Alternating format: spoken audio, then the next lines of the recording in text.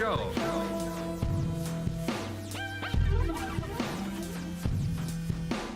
Some say that karma is a bitch. The big show.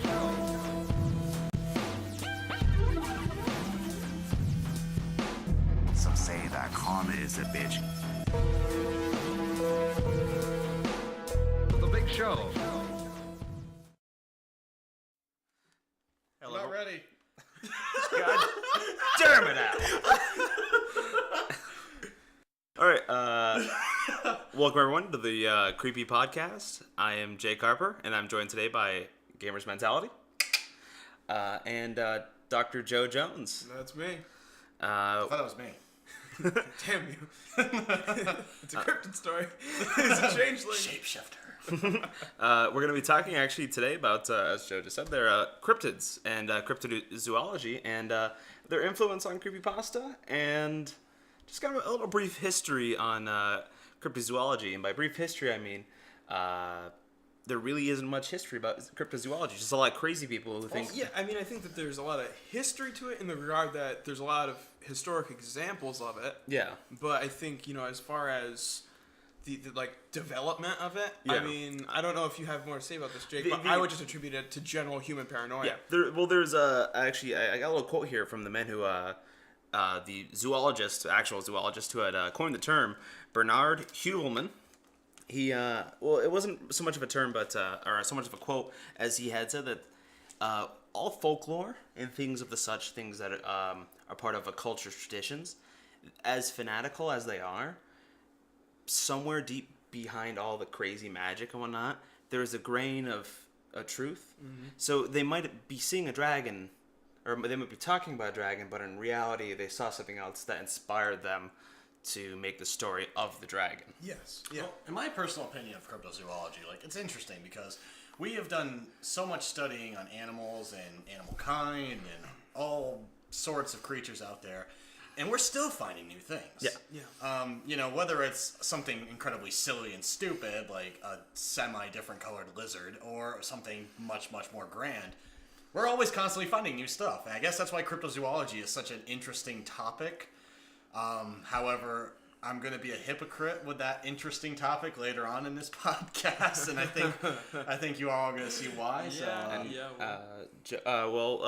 Actually, to get to that, we kind of made a little bit of a challenge here, and I had to do no work. That was the best part of this challenge. Jake Harper got off easy on this one. But I did come up with the theme, and everybody was having trouble. You picked from a list that I sent you. Yes, I did. But I picked it, damn it. Let's just point out that Jake Harper does editing, and that's about it, I think, right? That's about it. He doesn't even talk. He has a guy here that's talking for him. Yeah, the real Jake Harper's in the other room. But I tasked Dr. Joe Jones and Gamer's Mentality to find a good and a bad creepypasta, respectively. Joe was doing the Creepypasta. Yes. One about a cryptid. Yes. And Gamer's Mentality was to find a good one, which was quite the diamond in the rough, wasn't it? It took some time. Well, that depends. Are we getting into this now? I mean, I kind of feel like this is like how a bar fight starts. Like, you want to do this now? You want to do this here? Yeah. I mean, it's... well, I think we should preface this. I mean, we've all read a lot of creepypastas throughout the day. And I think... We never did decide what creepypasta plural was.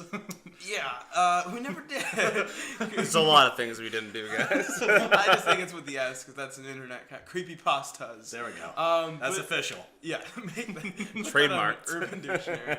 But here's the thing, though. That's why you're a doctor. I think we should, yes.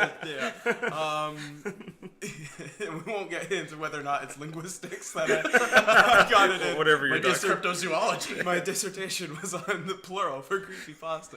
But the thing is, I think we should go over a little bit of our personal histories with, the stories that we've read. I mean, when you first got assigned this, do you know what I mean? Like, what was your... Because now me and Gamer's Mentality have had... quite an experience with it. Let's go with what we've had beforehand. I guess I'll just start real quick here. I haven't read very many creepypastas. I mean, I've heard cryptid stories, you know what I mean? Like the Mothman and things like that. But of actual creepypastas, most of them, Slender Man? But that idea of and we were actually talking about this before the podcast started, and the definition of what is a of a cryptid is a bit loose, because if you go to like the list of all cryptid page on Wikipedia, there's a lot of different things, some very varied type of deals. So I do try to count anything that's earthbound, I say. Well, yeah, because I've read aliens aren't considered cryptids. Yeah, I would consider aliens a higher race of sorts. You know what I mean?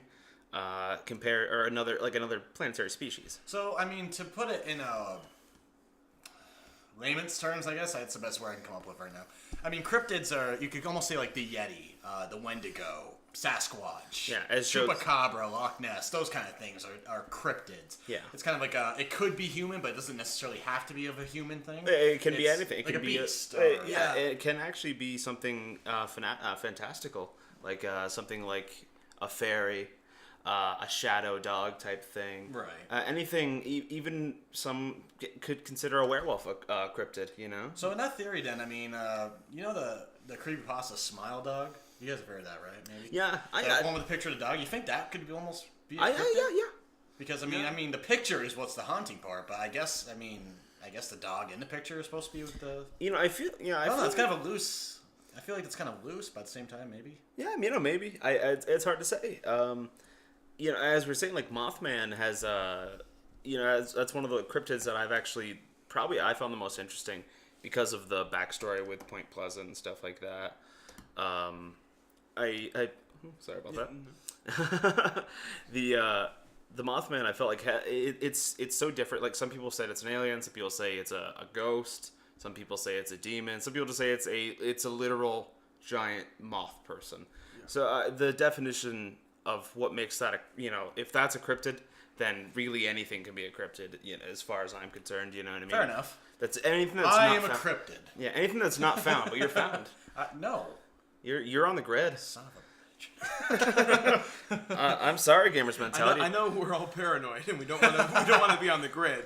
We're paranoid because we lock ourselves in our rooms all day, and our jobs are to research creepypasta. Yeah.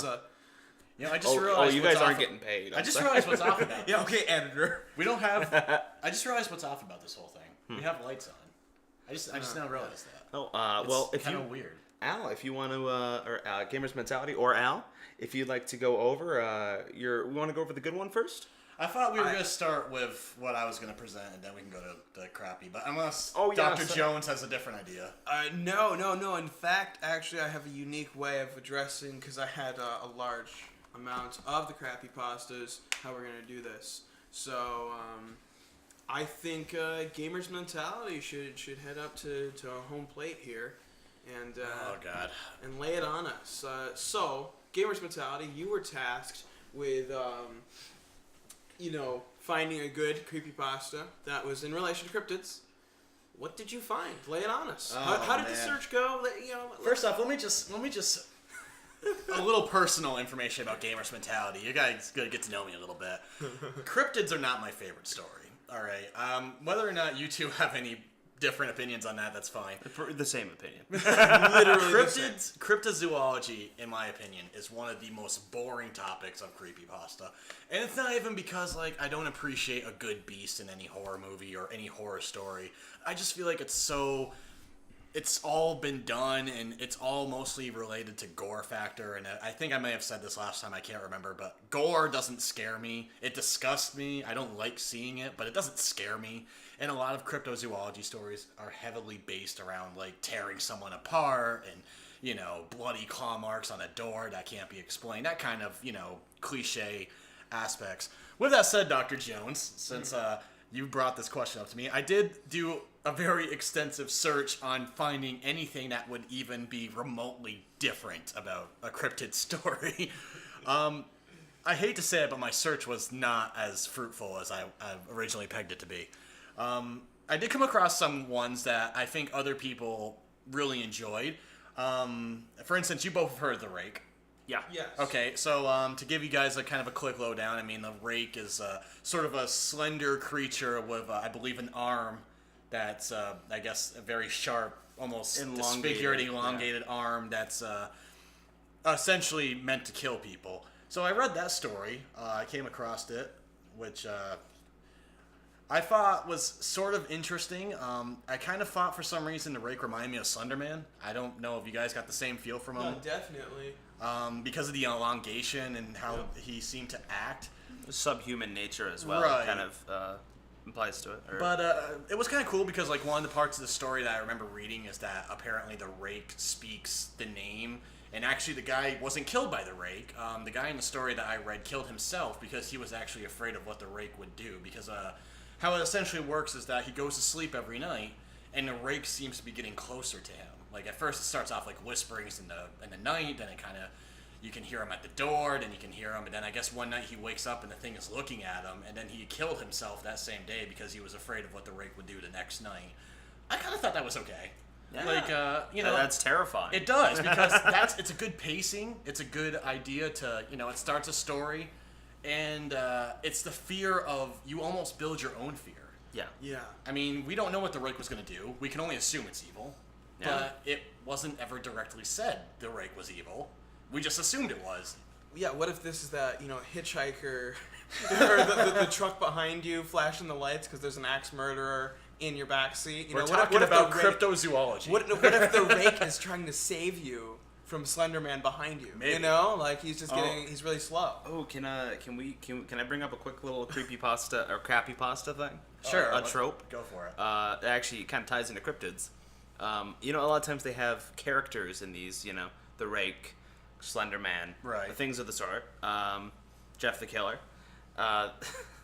There's a trope called "And in This Corner," which are creepypasta or crappypastas written about one cryptid or monster going against another, usually ending in a terribly written story of awful fan fiction. So it's like a Freddy versus Jason kind yeah, of thing? yeah, never good though. I jokingly kind of went through the section and it just, because none of these creatures are like battle kind of creatures, you know. And also, that's never really scary. That's not scary. It's no. not scary. If anything, sometimes it's maybe sort of cool. I Yeah, doubt that, but Yeah, I mean, if you got a good like action, like it makes for a better. It wouldn't make for a good story, but for a movie, it could be good. Yeah. You know, like having two incredibly powerful beings going at it. That can be good for like a popcorn kind of like Freddy vs. Like Jason. Freddy versus Jason. Which the was earlier just noted movie. which was just two badass, you know, guys going at it. Which was some super badass fight scenes in my opinion. It was actually pretty well done. I mean, Yeah, in my I- opinion, I I thought kinda it was going to be a total flop, and it actually turned out better. I kind of loved it. I mean, it's schlock. Oh, yeah, yeah. It's not up there with Citizen No. Kane, but No, you know, no. It's not Casablanca or anything. Like but it was a that. fun watch.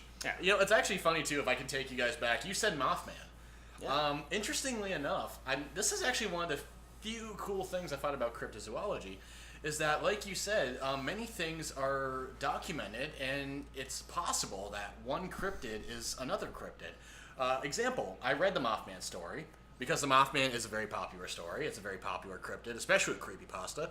It's also a very popular folklore. Yeah, yeah. In real, you know, in actual real life. Yeah, with folklore. Point Pleasant and whatnot. Have you guys heard of the Blackbird of Chernobyl? No. Well, we all the Chernobyl accident. You guys know this. The nuclear plant that went down.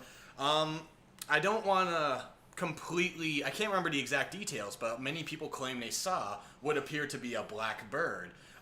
And the Mothman, from what I read, is supposed to be a omen of things to come. Yeah.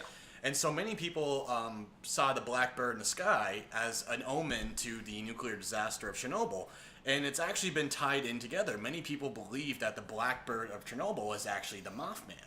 And it's kind of interesting how you see these two things kind of just come together like that. Because what if it was? I mean, I realize it's not, but what if it was? You know, in this fantasy world that we've created with creepypastas, what if one creature is really no different from the other? What if Slenderman is the rake? I mean, can you prove he's not? I mean, no one's ever gotten close to Slenderman. Yeah, I see what you're saying. Or even, I mean, this is very fanficky sounding, but you know, what if they are of like a similar species? You know what I mean? Mm-hmm. The elongated bodies, the smooth humanoid-like faces. You know, it's theoretical that, you know, or it's possible that they could come from some similar brood. You know. Yeah, I think that that's an interesting idea. I think it also maybe could contribute to like a mass hysteria, like correlation to almost add legitimacy to these legends existing. Do you know what I mean? Like the Right. fact of why they would exist, because a lot of creepypastas aren't real legends. You know what I mean? They're legends that somebody created, whereas Mothman actually does have roots in real things. I think that's a very interesting concept, and I think that adds a lot to it, and I think that adds a lot of actual legitimate horror to it.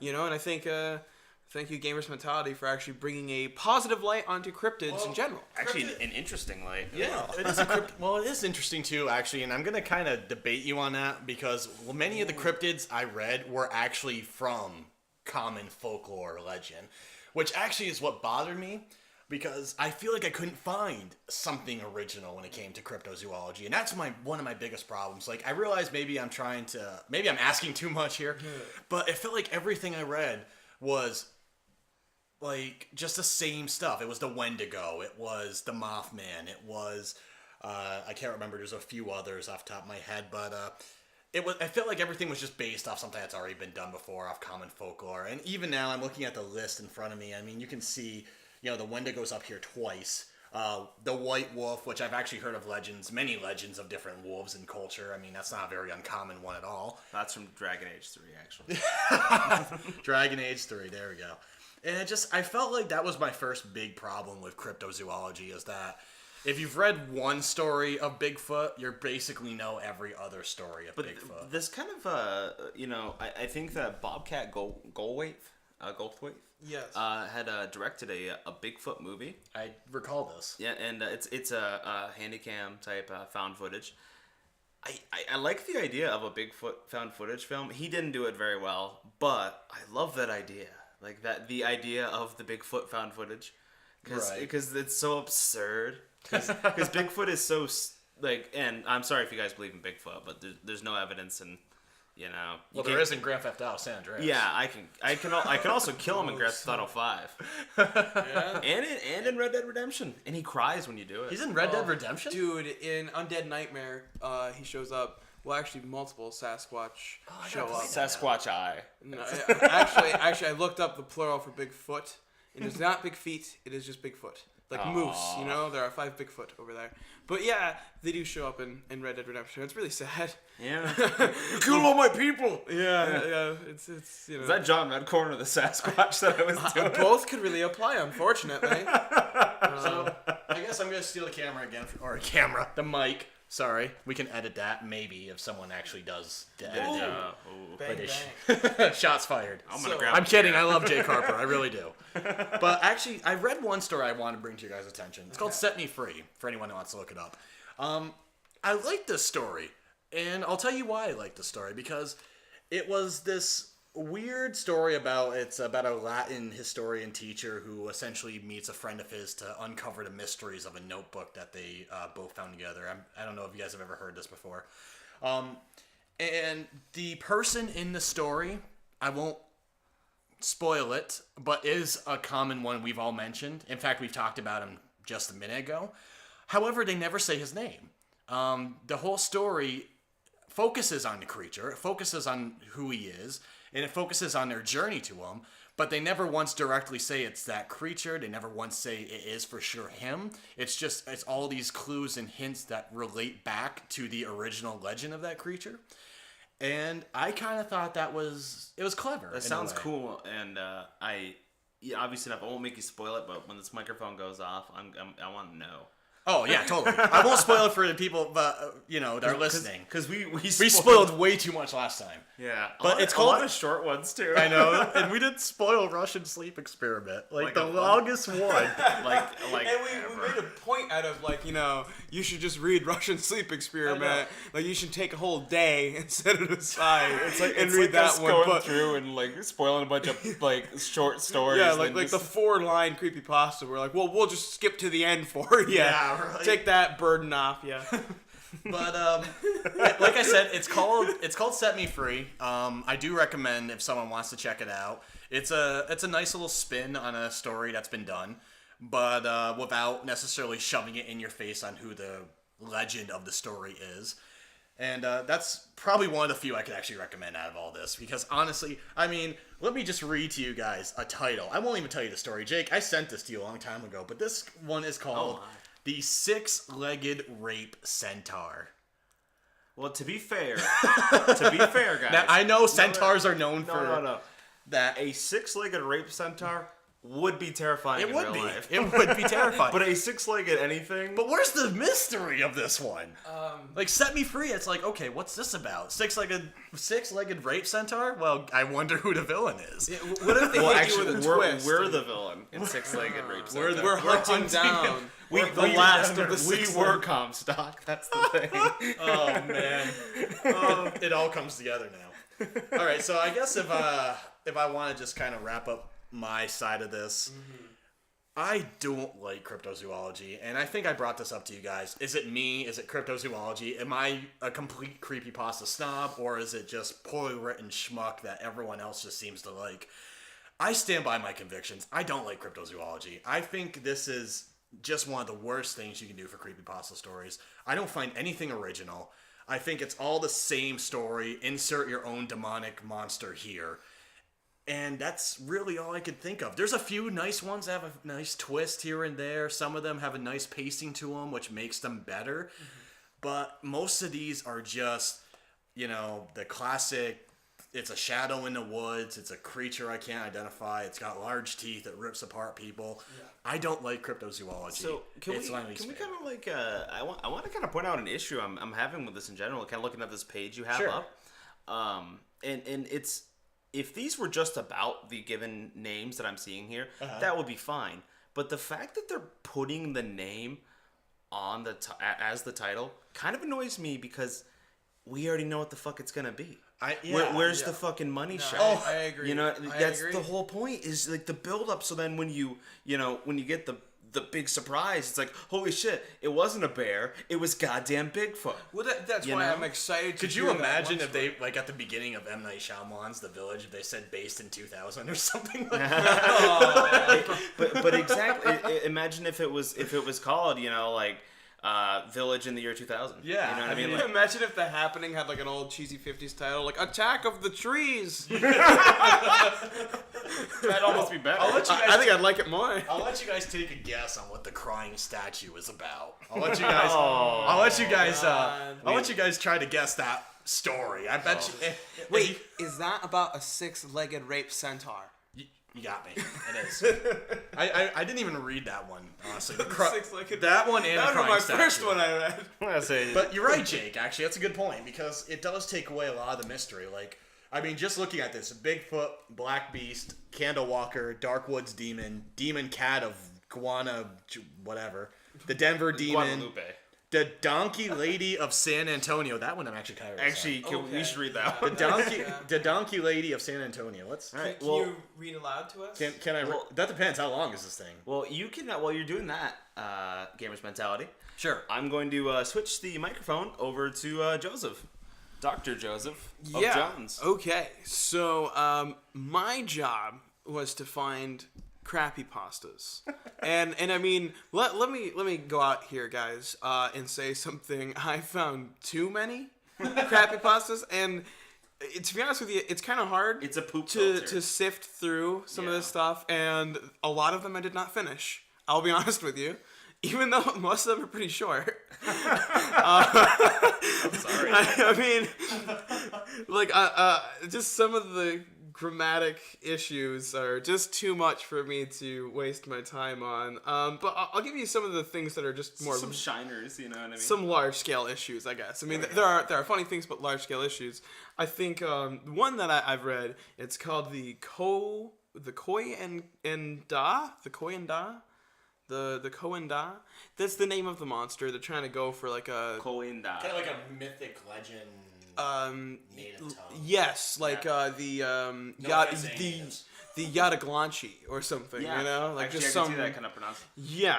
Koinda. Yeah. Anyway, this creepypasta, and it just starts out. There is a creature with many ghastly features. You know, I just really, if someone out there is thinking about writing a cryptid creepypasta, whatever you do, don't just start out describing the creature. and I've seen it on several of them. This is just the one I chose to pick. So if you're the author of the Coen Da, I mean, dude, your creepypasta sucks. Is it already on Creepypasta anyway? Oh, it is. It's already. It is. He or she knows it sucks. Exactly. Yes. I just thought I'd say. Interesting fact, I did find a creepypasta, and the top comment on it was the original author who said, "Yes, this is bad. Thank you for bringing it to my attention. What can I do?" And then people were giving her writing tips. Oh wow! And I was like, "This is." That's respectable.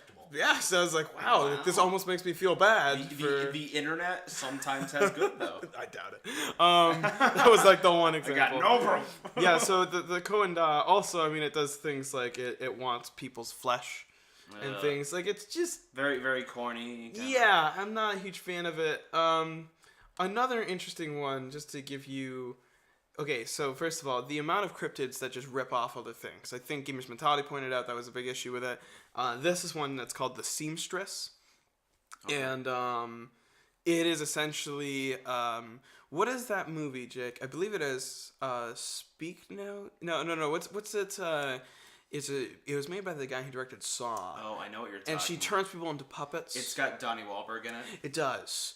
Yeah, she turns people into puppets, and I think it's like it's Silence something. Yeah. I don't know, because she sews people's mouths shut.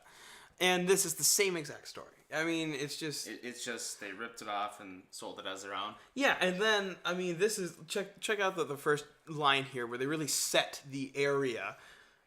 Me and my friend Jamie went on a holiday in a small house near the woods. There was a lake next to it, so we thought about go swimming or something. Ooh. Is that literally what it says? Yes, it is. Wow. That's the first two lines. So, cool fact here, by the way.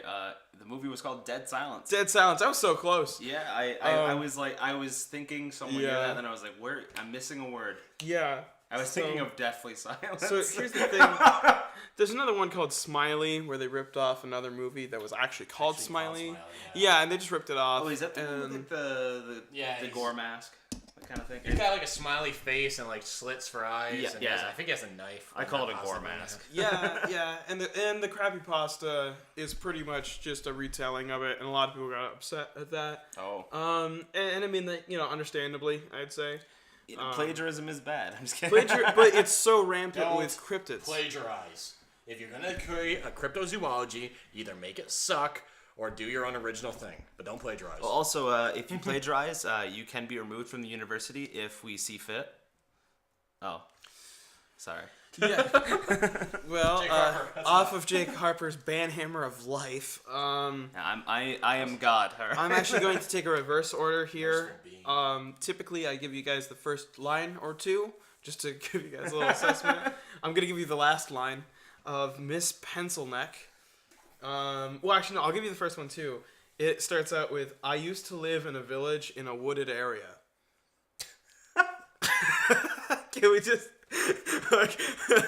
go on? Yes. Proceed. Yeah. And I mean, I'm just going to skip the last line. It's about Miss Pencilneck, who, she's some voodoo lady or something. Okay.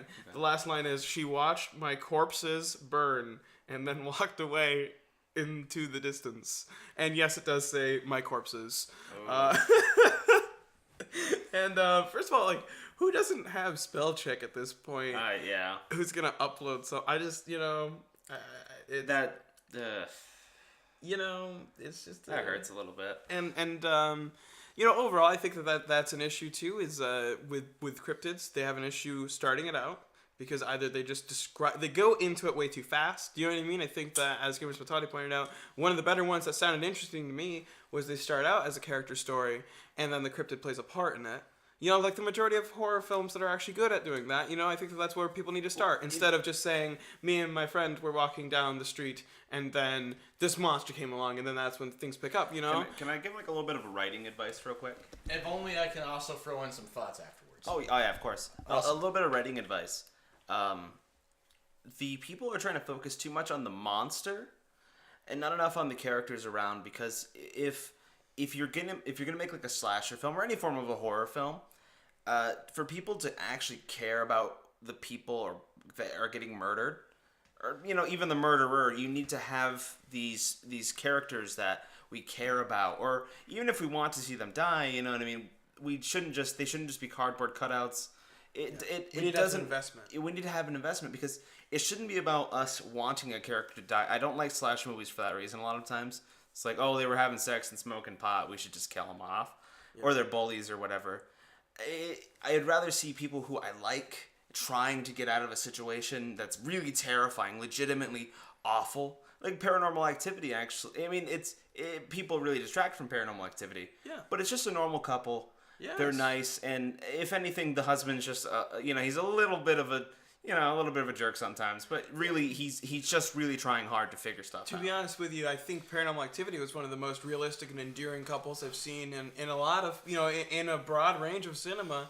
And I think that's which is really, so weird. But you know what, though? People need to screw up because that was really well done. And I think that's what invested me in that film. And ultimately, I actually liked Paranormal Activity quite a bit. The first one is... literally only the first one. The second one and everything... The second one... no. Actually, I just want to say real quick. The second one was just a retelling of the first one. It's a different story, but it's the same story. Yeah. And then that's the end of it. Yeah, sorry about that. The fifth one. And Gamer's Mentality, you wanted to put some thoughts on something? I have a few thoughts, if I may. First off, why does everything have to be a local legend? Why is it when someone stumbles upon a beast or a creature in the woods or something, it's always, I've heard about this beast. It's the legend of the giant three-headed wolf from Tabernacle Choir, because that's the only words that came to my head at that moment. But I kind of wonder, what happened to just a person discovering something on their own merit? Why does everything have to start off with, I've heard the legends of this woods? I mean, eventually the first person had to discover something somewhere along the line, before it became a legend, Yeah. I just think that'd be a nice twist. I think it'd be a nice change if for once it didn't start off as the legend of this and it just started off with, I don't know what it was. I've never heard of it. No one else has ever heard of it, but it was there, Yeah, and I honestly, whenever something goes and does the whole, they go and they consult a psychic or something like that, or some sort of paranormal investigator, and they're like, oh, this is the demon. Actually, that's one of the few issues I really found with the original Paranormal Activity, is when they're going around looking on these sites and they find some specialist or something. I'm like, as to quote Soren Bowie from crack.com, my arm is not long enough for the jerk off motion in my soul. Yeah. That's a good one. That is Soren Bowie, not me. I do want to point out, I did have one more creepypasta saved up for you guys. I'm going to read the entirety of the creepypasta to you. And I will let you know that this creepypasta does not have one single punctuation. Before you do, can I just make one more point? Before you do. Okay, we'll leave that on suspense. Well, we will. We can do that if you want. Yeah. Leave it on suspense. I just want to make one more point because you made an interesting point regarding the beast in the story. I'm just going to refer to it as the beast in the story. One thing that kind of always bugs me too is what's the point of playing murder? I mean, I get murder scary. I get that the beast in the story wants to kill. But I feel like so many stories are just trying to scare you with the fact that it's out to kill. And sometimes I just would like to see a little development as to what is going on that it wants to kill. Let's face it, most animals in life aren't hunters because they're killers. If you look at animals in real life situations, they're predators because they need to eat. They're predators because their territory is in danger. Most of the scary stuff is always it just kills because it's well, why not? I got nothing else to do today. I've already went shopping at Walmart and picked out my DVD rental, so I might as well go kill a few kids in the campfire too. I don't know. I get that obviously one of the most greatest parts of horror stories is the lack of knowledge. So I don't want to make too much knowledge known. We don't obviously want to make it so well known that everything. But take Freddy Krueger, which I realize isn't a cryptid pasta, but I mean, he was killed. People murdered him, and because of his actions, and basically he was a vengeful spirit who wanted to get back at the murder from people that did it. Yeah. So he haunted the street. I don't know if he was killed on Elm Street or if he was just... I don't think so. It's just the children had all lived on Elm Street. Right, and so it gives a little story to it, you know what I mean? That doesn't necessarily tell how to kill Freddy. It doesn't necessarily tell what you can do against But Freddy. also, like, it's to complement the remake, which a lot of people hate. It's not very good, but we have to give anything good. but there's one thing I kind of a little caveat about it, you know. It's a shitty film, but Freddy Krueger, when he's Fred Krueger, he's very sympathetic. He is possibly a child molester and definitely a child abuser, but he seems kind of like mentally handicapped. And he seems kind of like he has a social anxiety with people. So you almost sympathize with the character when you get to know him a little bit. And when he's killed, I didn't feel bad for him, but I felt like he didn't fully understand the consequences of his So you develop a actions. sympathy almost. Yeah, it was close. I feel like if they would have took a little bit more time, we would have actually felt something You for... could have been conflicted against Freddy Krueger. Well, I'm actually... if you go through someone's perspective, a lot of times you get a sympathy for them. I feel like if they would have took more time with his perspective, we would have had a stronger sympathy. So then when those parents are hunting him down, even though he's an awful person, we would have felt a part of us being like, he's awful, but they shouldn't be burning him in this house. Absolutely, yeah. There is nothing wrong with having an attachment to evil. I'm serious. I talked about this with you earlier. When you can see through the eyes of evil, everyone's like, how can you feel bad for that? And it's because, well, look at the whole picture. Don't look at just one side of the story. People are character. You know, people are complex. It's not evil because it's evil and there's no given reason. It's evil because there's stories that back up to evil. I mean, are there examples of people who we don't know why the reason was what they did? Sure, obviously there is. The human race is filled with that. But when a story does give background to the evil entity in the story, it's not bad to say, you know, I kind of feel bad that that thing got killed in that manner because it was the author's intent to make you feel that way. Yeah. It was meant to cause conflict, and conflict is great. I love conflict. I love not knowing how I should feel about a certain action. It's like, should I be happy because they destroyed what was in turn killing them, or should I be sad for the thing that story was unrecognized and misunderstood? So, I mean, Freddy might not be the best example of that, but I know stories that are in that caliber. And I know I keep cutting you off, Dr. Jones, and I am so sorry because you're looking like you're going to slit my throat in any minute. Well, real quick before I get to Dr. Jones, I'm just going to say the name of a movie. You should go watch it. I think it's called Jugface. Or is it? It is the Jugface. Yeah, Jugface. That is a really good example of an evil that you want these people to stop. But also, you kind of want to just it's a very complex movie. I'd say Jugface because it has to deal with legends and whatnot. Yep. It almost feels that's very pertinent. I think it is almost a cryptid story, and it's probably one of the better ones I've seen. So I'd highly recommend it. I'm not going to spoil anything about it because the entire plot in and of itself is just a great movie. Yeah, I just really well really, acted. really just it was a great independent horror film. I'd highly recommend it to anyone. Let's read the story. So all right. So I'm going to start out with one more example from last week's Creepypasta list. We had things that were too descriptive. Okay. Remember the Honda Civic? The easy recliner? This is a story called Shining Moon, and pretty much it's telling the story of a college kid who comes home drunk or whatever, you know. That has nothing to do with it, but that's like the first line is I came home a little drunk. Then it's like, you know, hours pass. So it's like, why the hell does that matter? So point is, a few hours beforehand, I was in my dorm room playing Silent Hill when I heard a ring at the door. It was my roommate, Ryan. He was your average bookworm, short and his head roughly the size and shape of a large cantaloupe. Can we just absorb... Okay, it's so... like I know him. First of all, I mean, I do want to just say one thing. If you're writing a creepy story, just kind of keep it a little... I mean, I know that, you know, you can have a tone shift in there, and that is effective, But don't do fucking ridiculous shit. But he looked like a cantaloupe and then murder. Like literally two more lines down and the creature's there and shit's hitting the fan. Can we point out the really big cringe thing there? Silent Hill? That made me cringe when you said it. Why does everyone have to be watching a horror movie or playing a horror game when the beast shows up? Like, why can't I just be watching, like, the Teletubbies? I was watching Oprah. Yeah, Oprah was on, and it turns out, Al, Slenderman did not want to kill me. He just wanted to watch Oprah with me. You know, from a distance, though. Yeah. I mean, he didn't want to be in the way of the television. Imagine you just turn over, you're just sitting there, like, you know, like, kind of nodding at you, like, you know, like, don't you feel bad for this lady on the TV?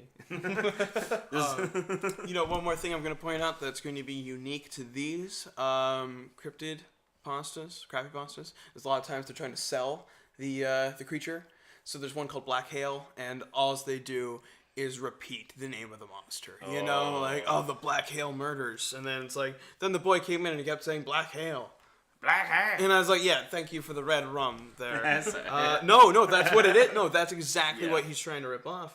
And it's just, you know, you're trying to make it meme status and it's not working. So, I'm going to read an entire creepypasta for you guys here. Woo! I've been waiting for this. There's no punctuation, mind you, so I'm just going to try to read it within one wind. Are you able to make out where the sentence ends? The sentence. Okay, if there was more than one sentence. I possibly could. I'm not going to. Okay, fair enough. Go ahead. Because this is the way that it was written. Okay, let's do it. She is a 17-foot tall woman with fingernails that touch the floor. She murdered her family and friends when she was 12. Now she walks the swamps with blood dripping from empty eye sockets, crying for her beloved dog, Carmel. Whew. What's the name of that pasta, Joe? That is Marana. Oh. And, What? real thing I'm going to preface that with, it is under the not sure if troll tag, just to let you know. So we can preamble this if that guy's like, I got them. Yeah, you could be trolling. If you're not, seek some help. Because what the fuck? Just don't write, okay? Don't write. That's not...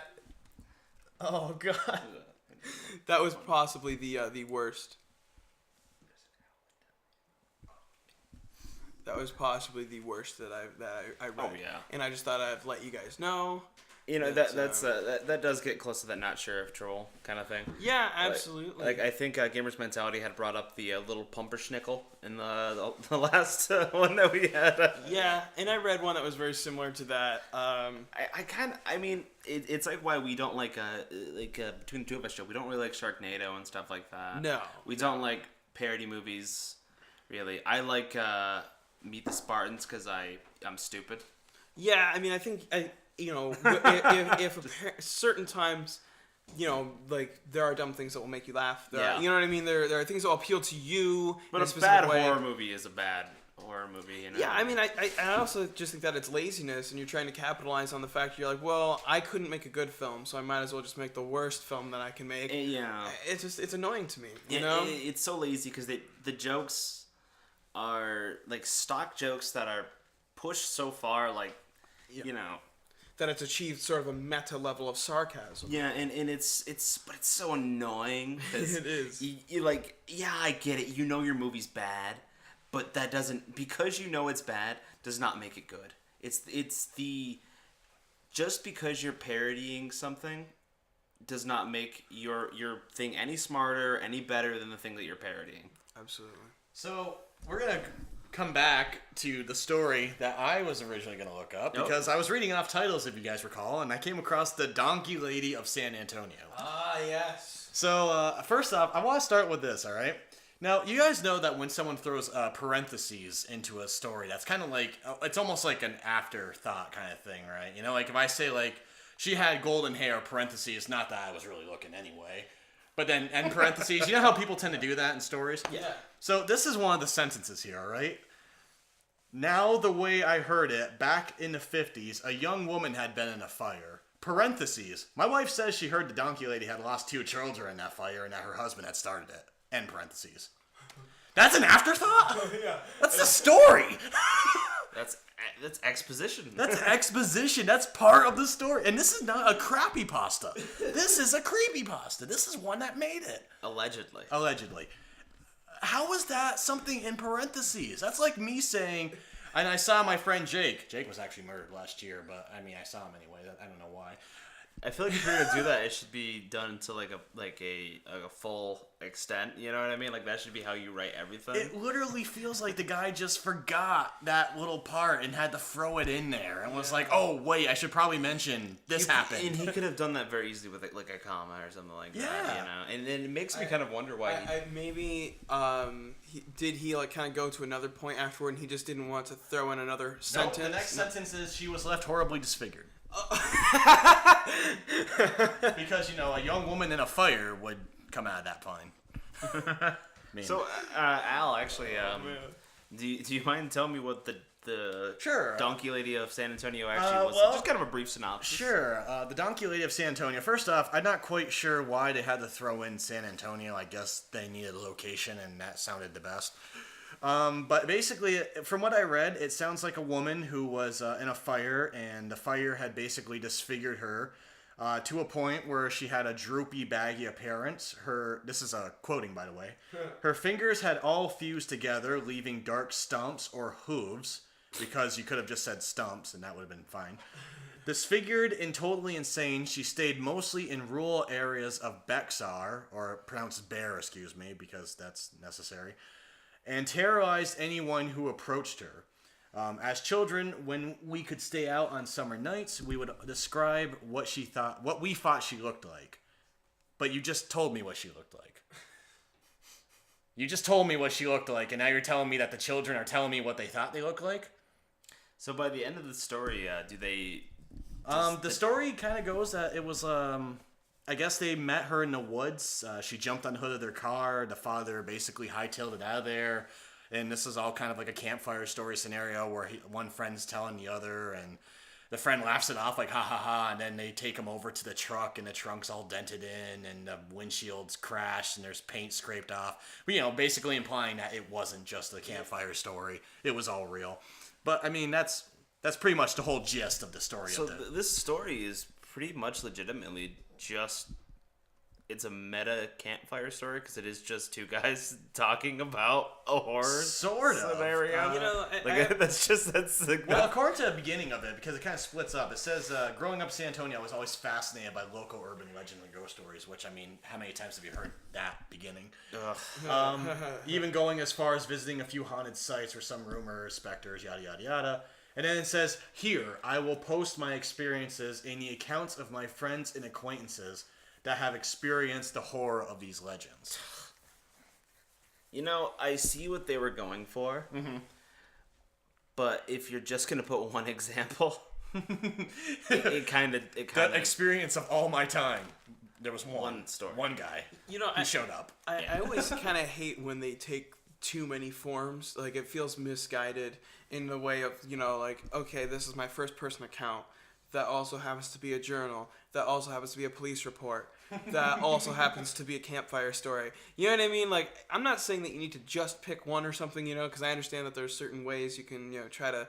But to be honest with you, I mean, if you're writing a Creepypasta, as I'm going to call it, that, you know, you're unsure of, you know, come on, man. You know, just stick to one thing. I mean, that's actually the Black Hail. It just starts out with, you know, the kid talking about it, and then a letter to a police report, actually. Like, there's 3 different ones in that. So this reminds me of just stick to one thing, you know? You know, it's interesting. In the last story that I actually started off, you remember I talked about something called the internet story. Yes. It was the first creepypasta we actually brought up. Yeah. Which I won't go through the whole thing again, but part of the internet story is actually a story within a story. And it's actually from Geoffrey Chaucer. I forget which story of Chaucer's it was, but it was essentially the one where it's about 3 bandits whose friend died, and so they want to find and kill Death. So they go out to the woods to look for Death and find a treasure chest. I'm very much just kind of summarizing this. Yeah. That's okay. They find a treasure chest, to which they decide, you know, they should, you know, split the money 3 ways. They send one guy back to town to buy drinks to celebrate. So the guy goes into town and buys potions, or rather buys brews, but then he also buys potions because he's going to poison them, because he figures he's going to get the money himself. To which then the other 2 guys back at the other place are scheming to kill the third guy, and then they could split the money. So the guy comes back, they attack the man with the bruise, and they kill him, and then they drink, and then the other two die from poisoning. And the main,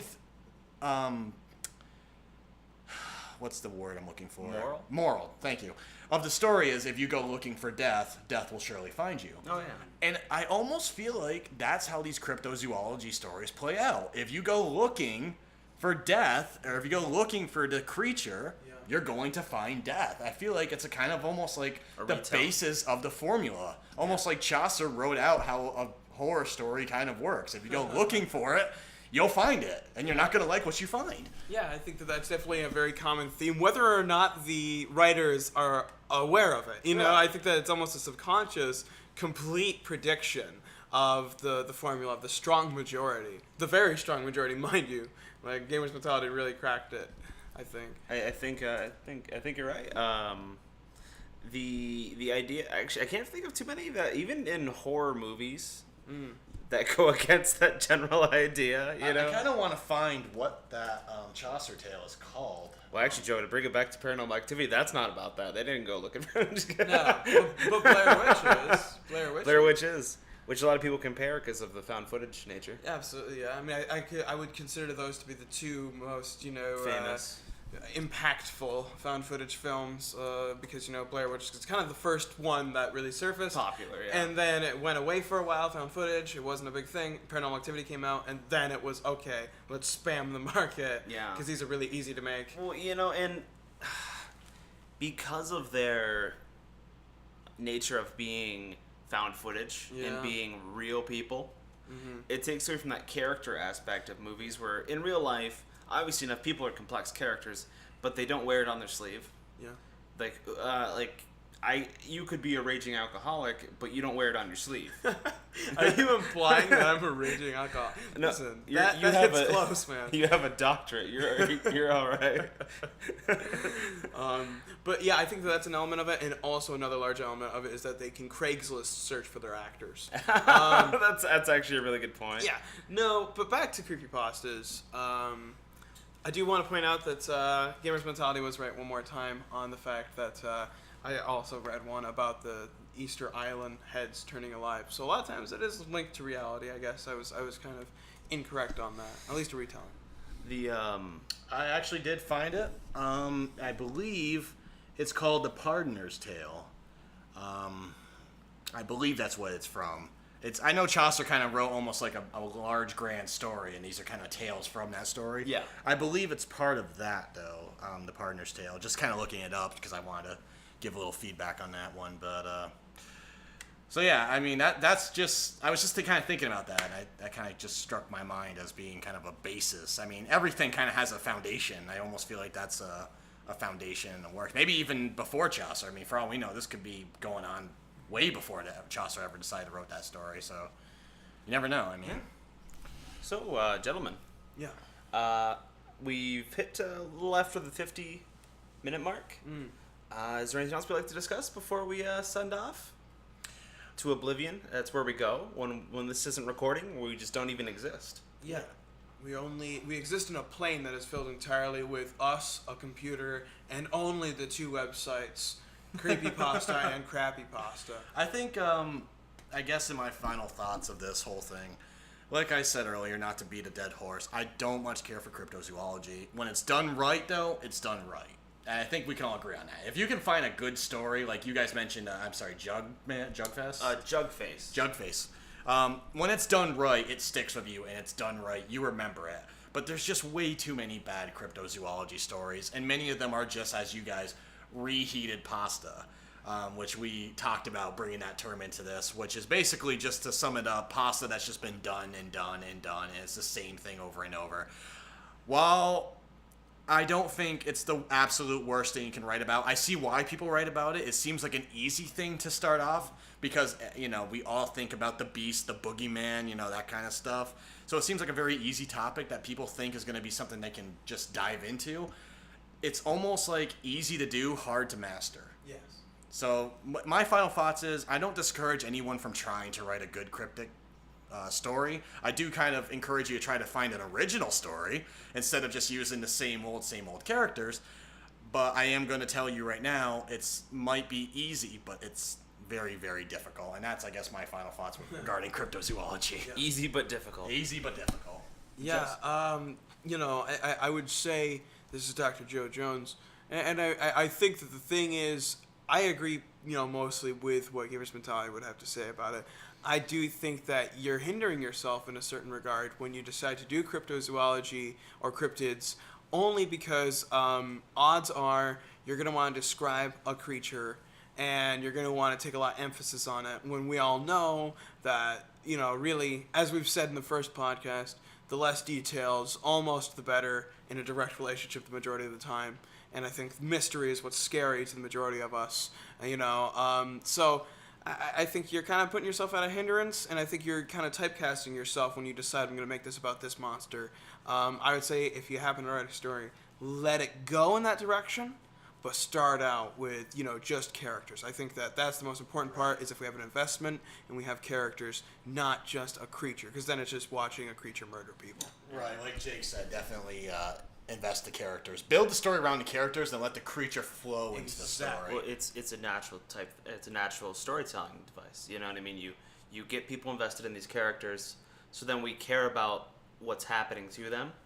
If I could make a story, theoretically, if I was a good enough writer, that has an almost absurd concept of walking through quicksand, and if I have good, really well written characters that you care about, it could be terrifying, because the slow descent into to death, if quicksand was actually as deadly as we think it is, but theoretically, if we cared enough about the characters and the situation around them, then the quicksand can be scarier than any monster. If you write it well enough.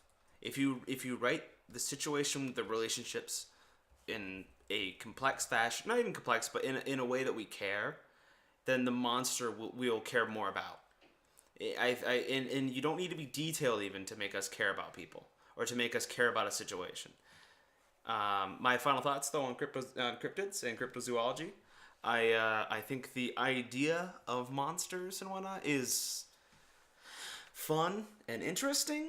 I like the Mothman. It's my favorite of all of them. I don't believe in any of them. Obviously enough. I don't think there's enough evidence to say that any of them exist, except for real cryptids, not funny ones. Right, like animals that we just haven't discovered. Yeah, if somebody was the Japanese wolf dog still exists, I'd be like, okay, maybe if you could find some hairs or something like that. Right. Yeah. But, an 8-foot tall gorilla man, unless he legitimately is a trans-dimensional being that can teleport everywhere, I don't know, we haven't seen the bottom of the sea, and that scares the hell out of me. Yeah. There's definitely going to be gorilla men in the bottom of the sea. The bottom of the sea, yeah. You have no proof. You can't say there isn't. I want to point out on a meta level that our last thoughts generally concerned advice. So that really tells to the fact that we were like, cryptid stories kind of suck. Can you make them better? And I welcome anyone to respond to this video and tell me a good cryptid. I will read every story you send me. If you tell me which one, I will read it and I will personally bring it up next podcast and tell you whether or not I like it. Yeah, and I welcome that, and I welcome anyone to send us any links to any well-written cryptid stories, and even any just any cryptid movies, anything like that you feel like actually told the story in an original, or even just a fun way that is interesting, because cryptids they fall into a lot of the same puzzle piece kind of thing, and then it becomes boring after a while. They all follow that same basic formula that Gamers Mentality was talking about. So it's kind of hard for us to really care, That's my final thoughts on it. And when we know more about your monster than your characters, you've done something wrong. Yeah, I agree. I feel like people are important. I feel like situations are important. How can I kill this guy? The location of things, almost. I feel like a room like this room right here that we're in right now can be terrifying. Actually, there's a window right behind us. Yeah. It's like a big door that's it's just windowed, so you could do so much with that in horror, especially in a film. You could be very subtle about it. Yeah, even. Absolutely. Location's a big element. Yeah, location, the situation around them, things like that, things that people don't think of. And honestly, as soon as you start putting those elements into your writing, you'll start to notice a big difference in the quality of your writing, in my opinion. So I would say almost think of this as Cryptids Part 1, what we could find and our opinions on it, and if we can receive enough feedback that would generate enough to make another episode, we'd gladly like to revisit it and see, possibly a better examples. I mean, if they can find them, if they can create them, though do not send us more creepypastas. Oh, don't tell them that, then they're going to send us more crap. Oh, no. You've done it. You've opened a flood door. My email... No, here's my phone number. Also, one more thing. I swear to God, last thing. Please specify if you're on Earth. Like, I've read a few of them where I'm not sure if the supernatural element was supposed to be part of the world or not. So I was very confused as to whether or not I should be afraid of it. Because if they don't specify that the giant 20-foot monster is something I should fear... then it might not be something. Like, I thought that one thing was supposed to be fearful, and then it turns out there's actually a giant creature that was supposed to be fearful. It confused the hell out of me. Please, make sure you emphasize that this is not something, like, what part of the story I'm supposed to fear. Yeah. And that kind of speaks to the writing in general. Yeah. Like, if you can't tell what's supposed to be the scary part... If I have to, like, research it. That's actually a problem. So, all in all, we think that Cryptids as a whole and Creepypasta need some work. Hopefully, we can... Actually, our advice may help a few people. You know what I mean? The odds are they won't read it, or they won't listen to our advice, and instead they'll just write more shit. More stories of Bigfoot. Do it! Stay creepy, San Diego. I'm Gamers Mentality. I'm Dr. Joe Jones. And I'm the host, Jake Harper.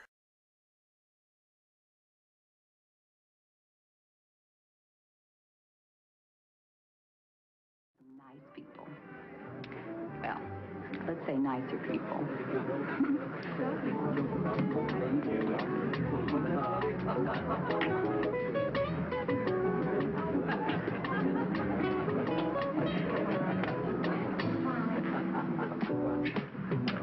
Check. Good game. No, not really. I could have given you my queen and both rooks and still have whipped you. You may be right. No, that's not correct. It is feasible you could have given the queen and one rook, but not the queen and both rooks. Chess is one of the last bastions of male chauvinism. Would you like to challenge the champion? I've never played.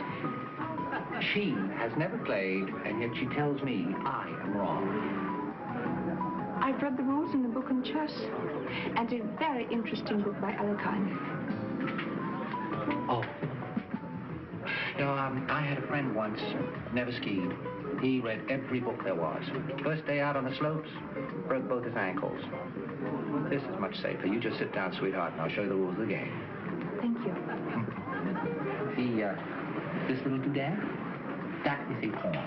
Now, he can only move one space at a time, except on his first move. I know. Shall we play it?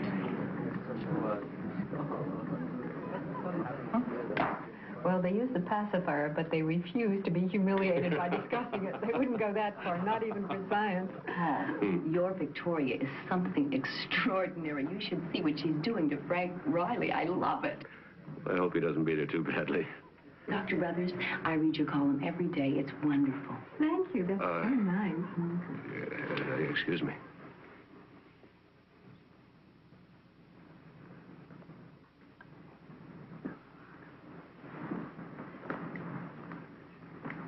Pardon me.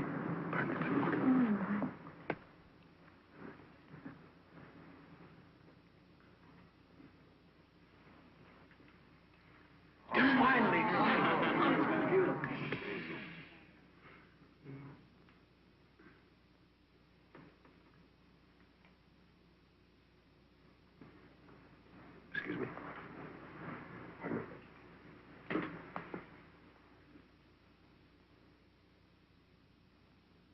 Wonderful, wonderful. If you don't keep quiet, this game is off.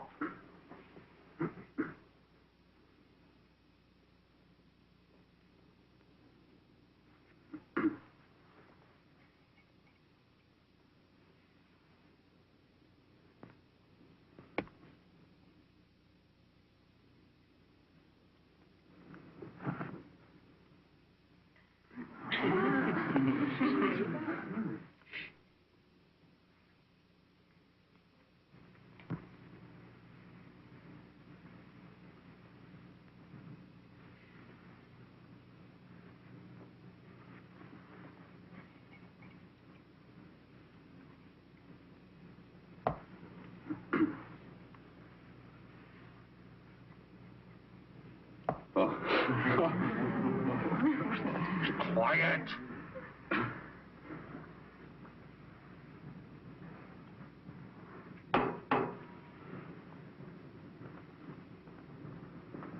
Check. Amazing. What a movie. It's beautiful.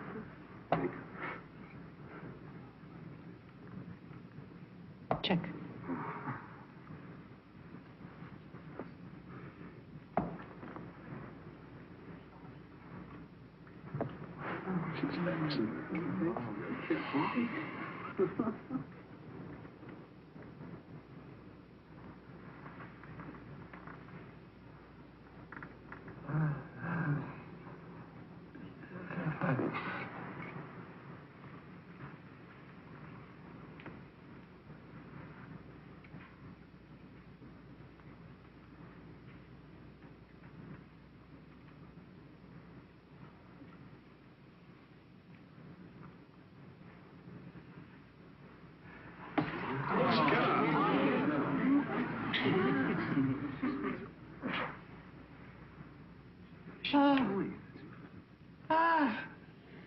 It's Sandman versus Storm. Yes. I don't understand. Huh? I don't understand. Oh, yes, you do. Oh, yes, you do. You understand damn well that is Sandman versus Staunton. I knew it 15 moves ago, and I couldn't focus on it. Ah, the match was played in Paris on December the 6th, 1843. It's a classic game. You led me into it. You played before. You know every game. Not every game.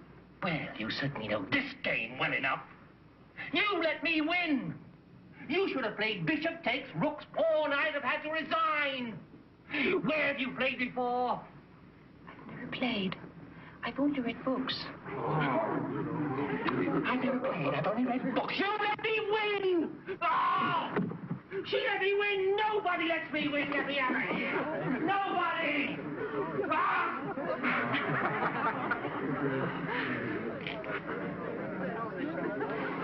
You had him beaten. You are a married man. I believe that he... I believe that even if I had taken his rook's pawn, he could have replied with a move that would have been a draw. Enough, Victoria. Why did you wish me to lose? Because you should have lost. But chess is only a game. Once one knows the alternate possibilities of play, there's a logical progression to the conclusion. There are some things you can't get out of books. To understand them, you have to be experienced. Be patient. Victoria! What a wonderful thing to see. His ego will never recover. Oh, welcome to our little group. We're original but very loving. You'll like us. I know I will.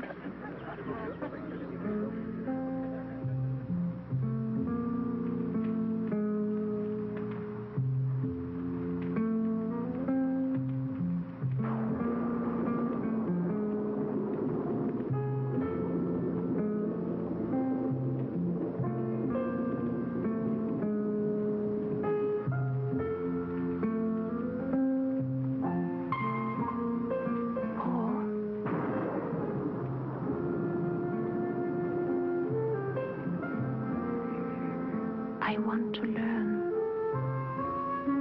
to experience. Will you teach me?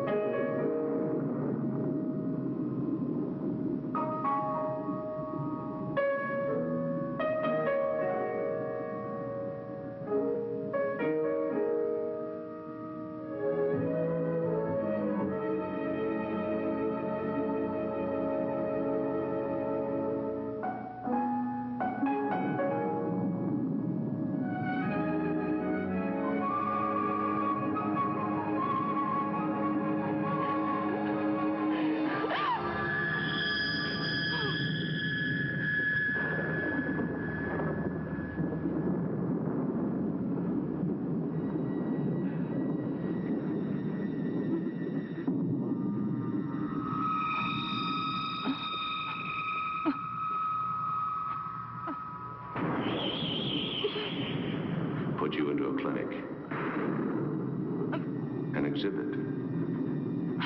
A freak.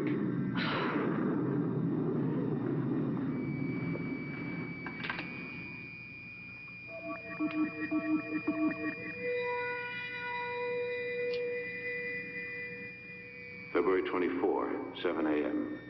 Administering 50 cc of methotrexate. A risk because it's a very strong drug and highly addictive. If methotrexate doesn't arrest the rapid aging, I have no choice but to transfer the girl to the research clinic.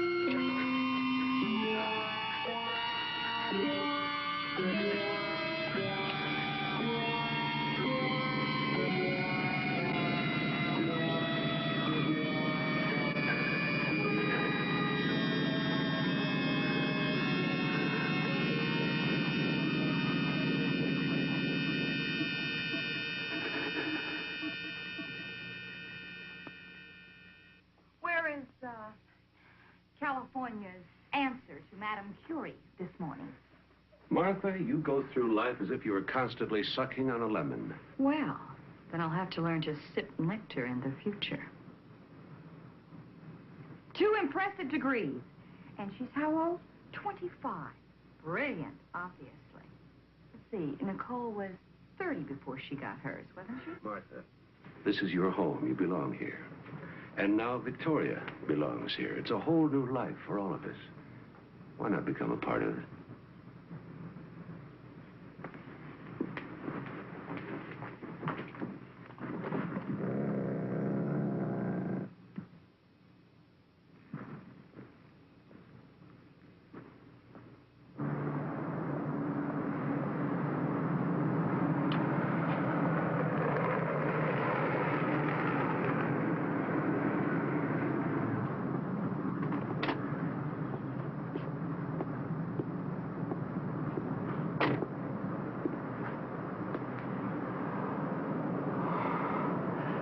The greatest revelation is stillness. Lao Tse, 12th century? I don't know one person in 1,000 who would know the author of that. And I don't know anyone who's ever quoted it. Well, it could be perfectly matched. Perhaps.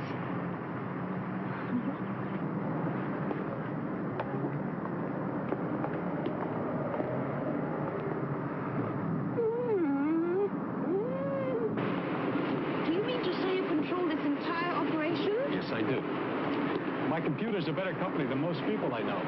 They're impersonal, but intellectually stimulating. This is it. Best in the States. Maybe the world. And here's the medical unit you asked about. May I ask you a question? You know how to operate a computer? Yes? Yes, of course. You read a book about it, like chess. Yes, I did. All right.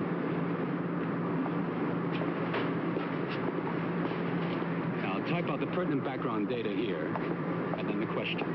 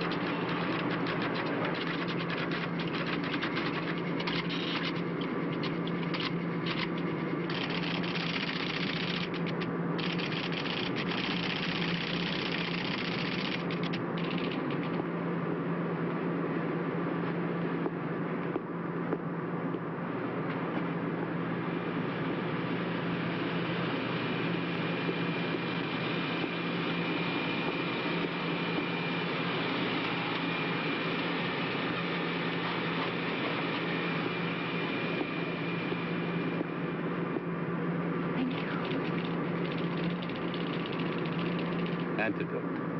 70 milliliters pituitary gland extract from unborn fetus. 5 to 6 months development.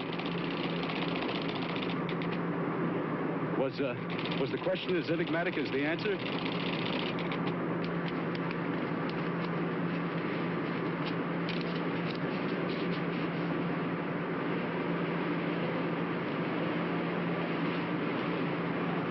Thank you very much, Mr. Collier. Goodbye.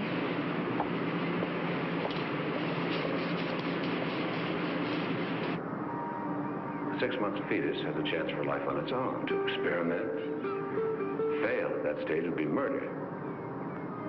Please sing me. Please sing me.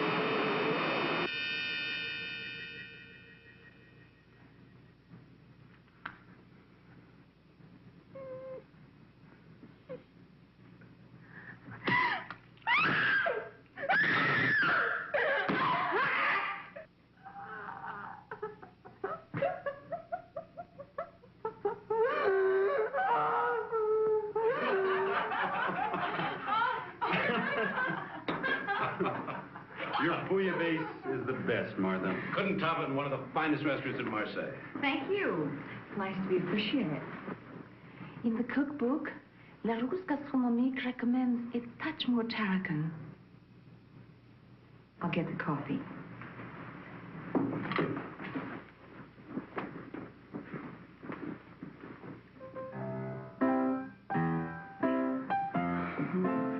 What did your baby do?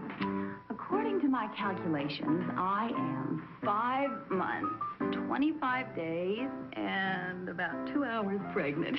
So that would make it due August 7th. August 5th. Paul mentioned that you and Gordon are going out of town next week? To Seattle. Gordon is beating the bushes again for university money. I'm going to tag along with him. If Dr. Canlon will let me. He's a terrific gynecologist, but he has zero sense of adventure. He thinks that planes and pregnant ladies don't mix. Dr. Canlon. Yes. I understand he's very good.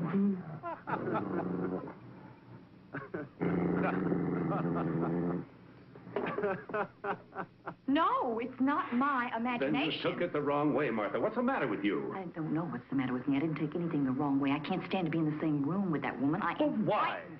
She frightens me, Paul. I don't see why. For heaven's sake, she's been nothing but nice to you. You've chosen not to be nice to her. I have checked, Paul. Your precious Victoria isn't any research assistant.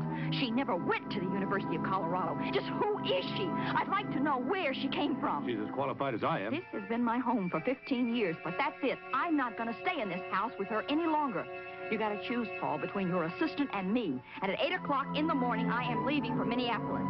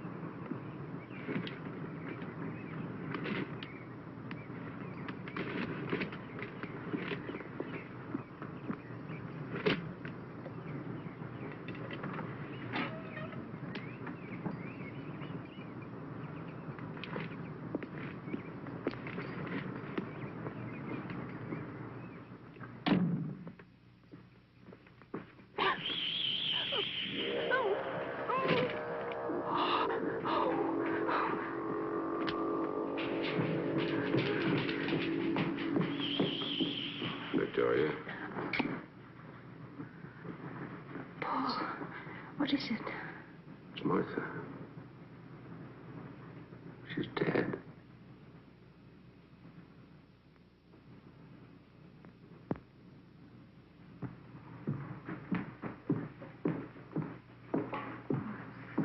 Sorry. Heart attack. You must go, of course. Yes. But I don't want to leave you alone. Maybe Helen can come over. They left today for Seattle. I'll be all right. I've got number 1. All right. We'll take the first flight out. Take care of the burial arrangements. I'll try to be back by Sunday. I'll call you from Minneapolis.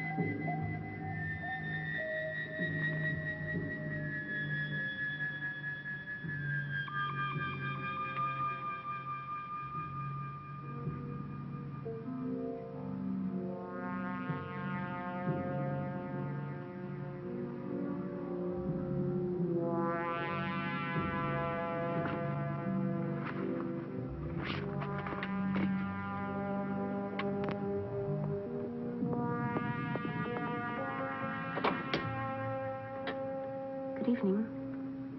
I understand I can rent you? Sorry, honey, I'm not into dykes. I'll pay you $200 if you accompany me to my home for the evening. For $200? Could learn to like it. Come on in while I change. Thank you. But no rough stuff, huh? I understand your condition. I doubt it.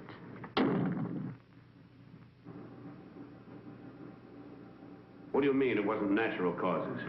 Dr. Holliston, was your sister-in-law subject to extreme hypertension? Well, she was tense, yes, but nothing medically serious. She took sleeping pills from time to time. No reason for her to self-administer any other drug? In God's name, get to the point. What killed her? We found a massive dose of what we think is 5-hydroxydopamine in her heart muscle. Now, it's experimental. We don't know too much about it, but the drug seems to have a cumulative effect. It doesn't dissipate, causing cardiac arrest. Dr. Holliston, just a minute. There are forms to be filled out. This may be a homicide.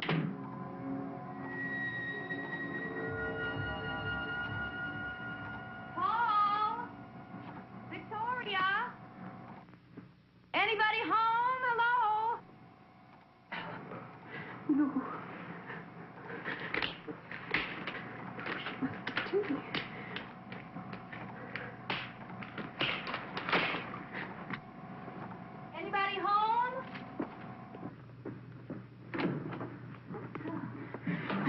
Shadow, what happened? Well, between Gordon and Dr. Cameron, I got outvoted, so Gordon went on alone. He made me promise that I wouldn't stay by myself, so here I am.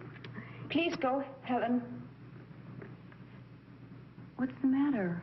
Are you all right, Victoria? Please. I'll call you later. Where's Paul?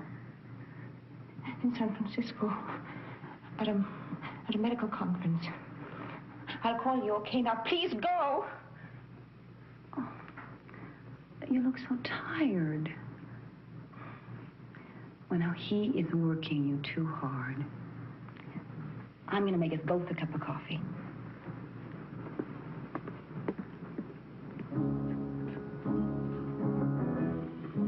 Wait. I'll do it. I'm sorry about earlier. Actually, I'm glad you're here.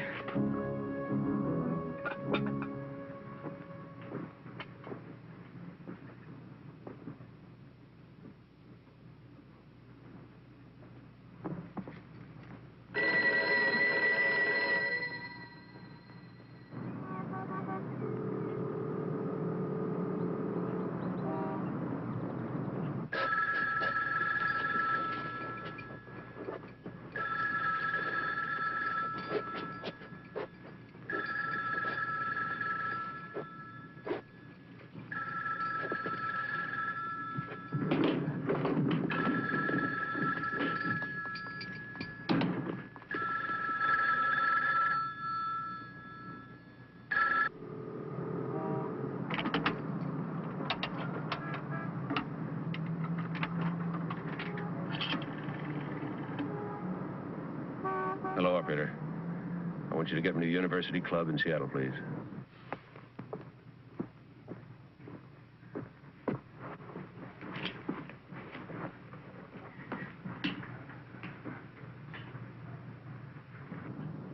Gordon. Dad. I want you and Helen to sit down. Your Aunt Martha... What? Well, what do you mean? Where is she? Oh, my God. Don't ask any questions. Just catch the first plane home.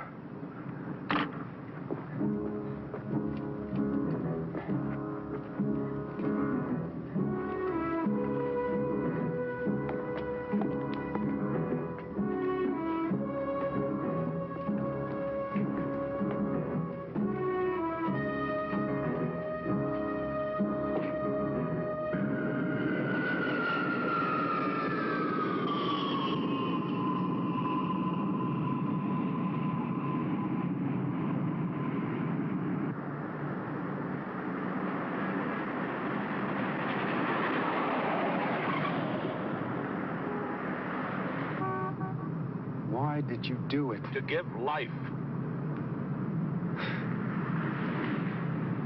Thank God.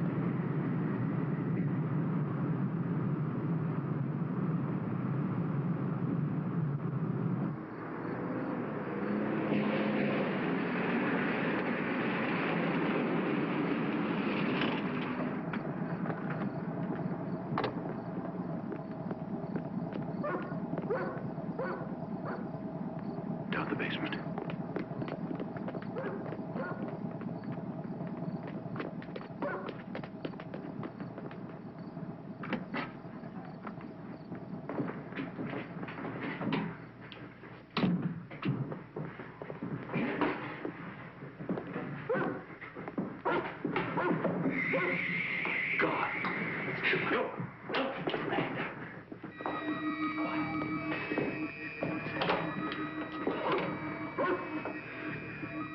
Operator, this is Dr. Paul Holliston. Would you send an emergency ambulance and an attending doctor to 48 Claremont Road immediately, please? Yes, please, immediately. 48 Claremont Road.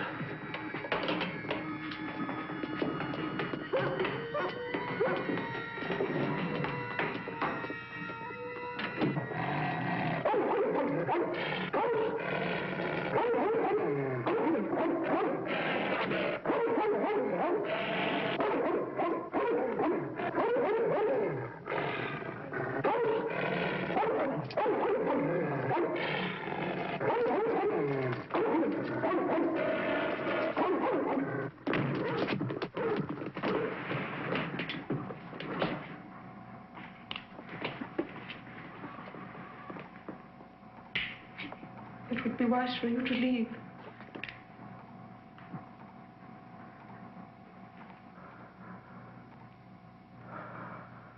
I don't want to kill her. But I will if it's necessary. Why? Tell me why, Victoria. I want to live. I must. Why Helen? Why the baby? They want to live too. Helen can have more babies. I must have this one. Why? I'm dying, Paul.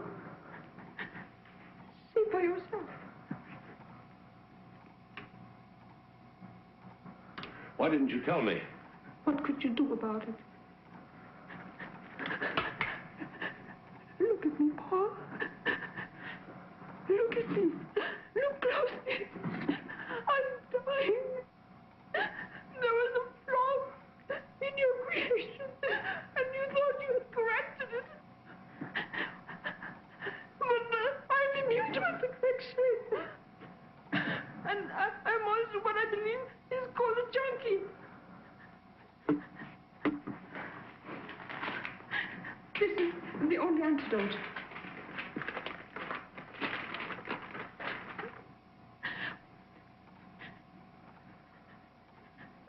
Pituitary gland extract. From Helen's baby?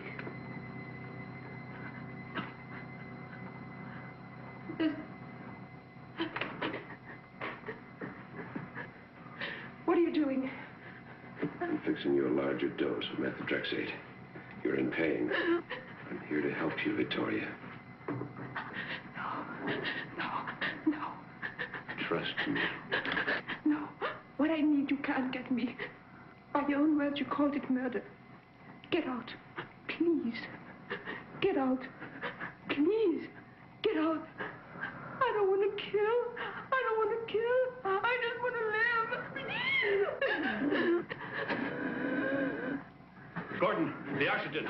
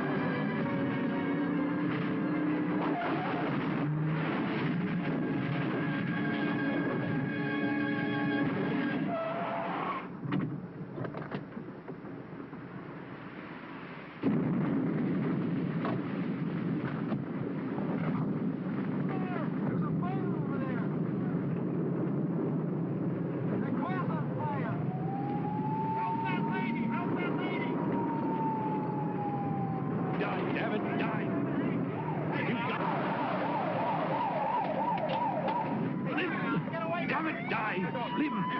Let me go. What are you doing? Request an ambulance. Echo Park, Wendell Boulevard side.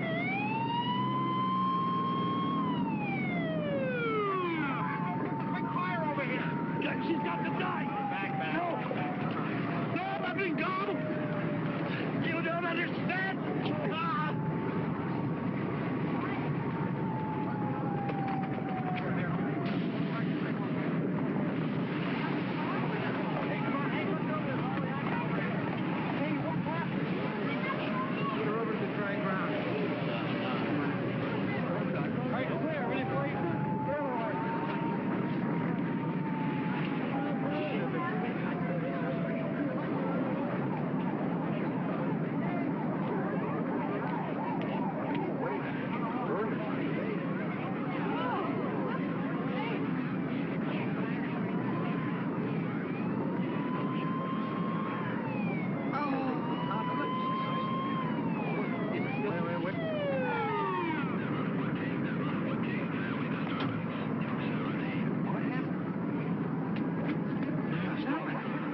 Stay back. Give room to work, please.